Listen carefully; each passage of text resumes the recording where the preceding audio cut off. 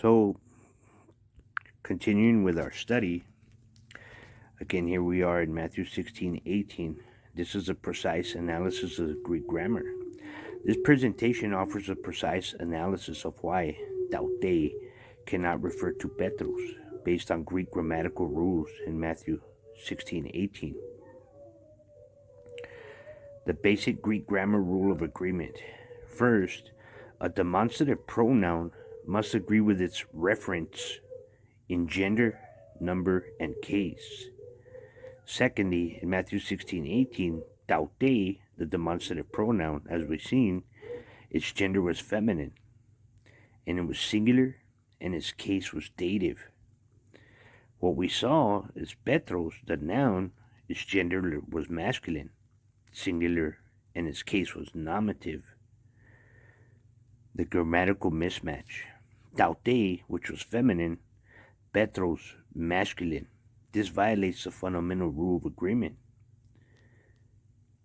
It is as linguistically impossible as saying this her to refer to him in English.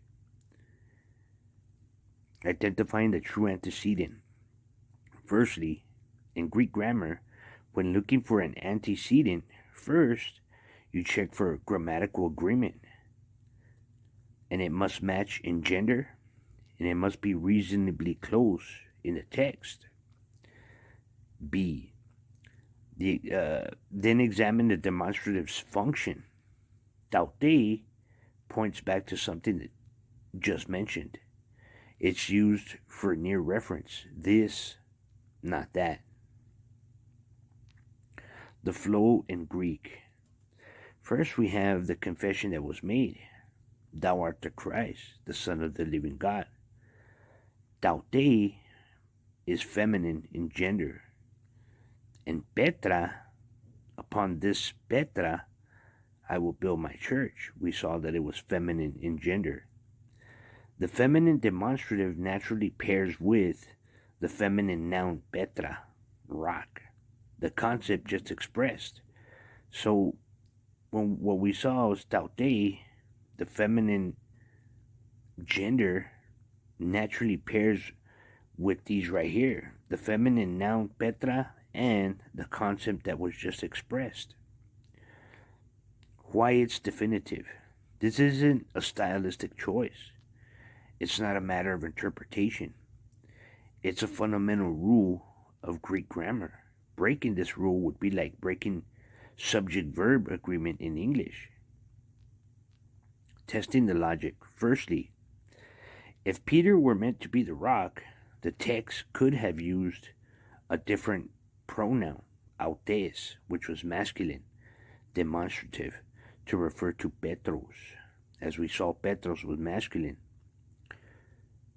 Tuten ton Petron, this stone or this rock. This would have been masculine right here. Tuten ton Petron. This would have been the masculine that was used. But under inspiration of the Holy Spirit, they deliberately uses feminine form. It deliberately uses feminine forms. Contextual confirmation. Firstly, this leads naturally to Peter's confession. Something foundational in nature and something recently mentioned. And it has to be a feminine referent. Since Petra was feminine and tautē, this rock, is feminine, it has to be a feminine referent. It cannot be masculine to refer to.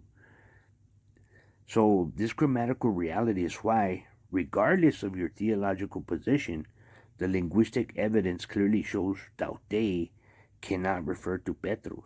It's grammatically impossible in Greek.